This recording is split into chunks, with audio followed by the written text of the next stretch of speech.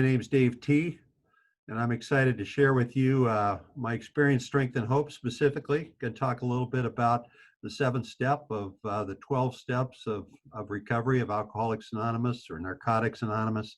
You know, I didn't know anything about the 12 steps when I came into this program many, many years ago, but I remember reading them for the first time and thinking, yeah, that one sounds okay. Yeah, I don't have a problem with that. Oh, I'm not doing that one.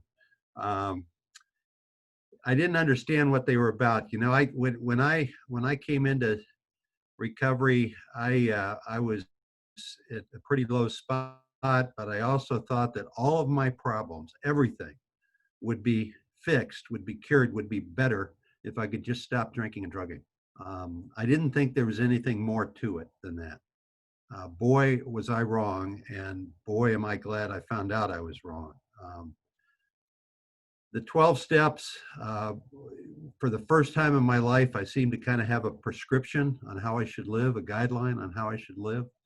They, um, they have helped me to become, and they continue to help me to become a different human being, a person who doesn't need or have to drink or drug again. And the alternative to that would be, you know, going through the rest of my life kind of white knuckling it. And quite frankly, that sounds miserable. You know, when I was in treatment, there was a guy there who used to say the same thing over and over, and it kind of upset me when he said it. I now look back and realize he was wise beyond his years, but he used to say, "What do you when you sober up a horse thief? You get a sober horse thief." And I didn't know what he meant. I didn't know what he was talking about. It didn't sound funny to me. But what he was saying is, if nothing else changes, you know, if we're a liar, a cheat, a con, and all we do is stop drinking, we're still a liar, a cheat, and a con. And eventually it's those character defects that would take me back to the bottle or the drug or whatever it was. So I started working the steps, and you know, steps 6 and 7, kind of right in the middle, are easily overlooked. They don't require maybe as much physical work, you know, and we're not sitting down writing out a list. We're not sharing shortcomings with another human being. We're not going out and making amends to people. But a lot of people believe, and I think I do too, that these may be the most important steps, because these are the two where we decide that we're ready to become a different person. We're ready to let go of those old shortcomings and become a different person. I want to read a quick story here, and then I'll tell you where it came from. It seems there was this group of 12-step members taking a boat ride to this island called Serenity. It was truly a happy bunch of people. As the boat pulled away from the dock, a few on board noticed Mary running down the street trying to catch up with the boat. One member said, "Darn, she's missed the boat." Another said, "Maybe not. Come on, Mary, jump in the water. Swim, swim. You can make it. You can catch up with us." So Mary jumped into the water and started to swim for all she was worth. She swam for quite a while and then started to sink. The members on board, now all aware that Mary was struggling, shouted, "Come on, Mary, don't give up. Drop the rock." With that encouragement, Mary started swimming again, only to start sinking again shortly afterward. She was going under when she heard all those voices shouting to her, "Mary, drop the rock. Let go and drop the rock." Mary was vaguely aware of something around her neck, but she couldn't quite figure out what it was. Once more, she gathered her strength. She started swimming. She was doing quite well, even gaining a little on the boat, but then she felt this heaviness pulling her under again.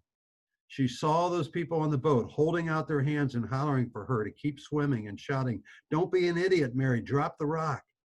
Then she understood when she was going down for the third time, this thing around her neck, this was why she kept sinking when she really wanted to catch the boat. This thing was the rock. They were all shouting about her resentments, fear, dishonesty, self-pity, intolerance, and anger were just some of the things her rock was made of. "God, help me get rid of this rock," she prayed. "No, get rid of it."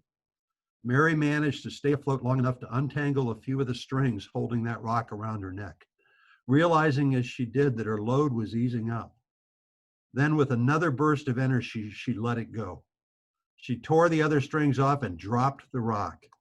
Once free of the rock, she was amazed at how easy it was to swim, and she soon caught up with the boat. Those on board were cheering for her and applauding and telling her how great she was and how it was so good having her with them again and how they now could go get on with the boat ride and have a nice time. Mary felt great and was just about to indulge in a little rest and relaxation when she glanced back to shore. There, a ways back, she thought she saw something bobbing in the water, so she pointed out to others.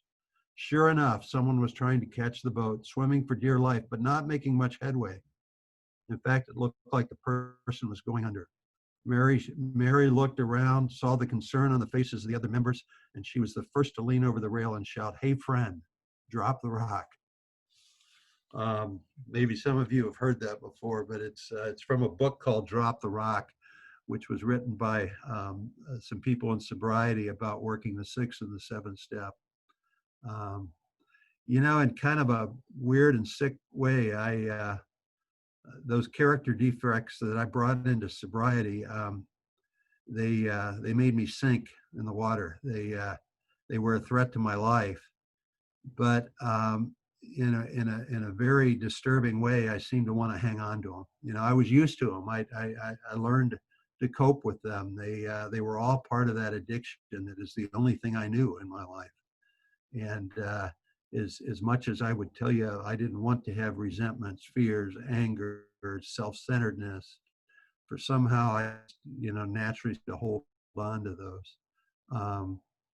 The 6th and 7th step is about making that change in life. That change that says, I don't want to be the person I was before. I want to be a new person. I want to be a person who's free of these character defects, who has the ability to find that place of serenity, who has the ability to reach out and help others, who has the ability to have a life that's of purpose. And my friends, that's the greatest gift there is out there. You know, there's a lot of diseases in this world. I actually sat down yesterday with a person who's been in recovery for about 12 years. And in the last couple of years, he's been fighting a battle with cancer. And he's doing well, but, the most he can ever hope for as far as the cancer goes is the ability to be either in remission or cancer-free. He won't be better than he was before he got the cancer. He'll just be what he was before he got the cancer. You know, with his disease of addiction, he not only can get to a place where he doesn't need to drink or drug and has gotten to that place, but he can go way beyond that. He can get to a place where his life is better than he ever dreamed it could be, and certainly better than it was when he was drinking and drugging. So, there's a lot of diseases we can get. There's a lot of fatal diseases we can get and have to live with. Addiction, with all its terribleness, is one of the few diseases, maybe the only disease, where when we recover, we get better than we were before we got sick. And the steps are just, the steps are the guidelines. I'm such a fan of these steps.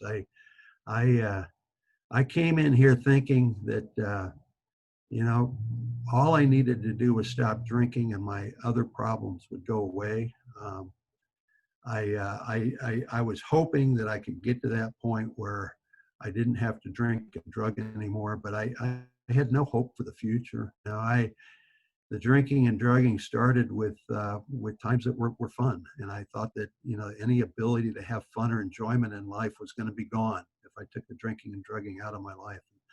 Boy, was I wrong about that. And boy, am I glad I was wrong about that, because not only do I have a life that's, as they say, happy, joyous, and free most of the time, not every day, not every minute of every day, but most of the time, but I have a life where I believe that I'm doing God's will and I believe I can be of service to others. That's a tremendous blessing that I never asked for, never knew was part of this deal, and is available to every single person who with rigorous honesty works the 12 steps of AA or NA, and including and especially this step 6 and 7, which are the keystones. They're the ones where we make that decision to become a different person. Thank you, my friends, and God bless.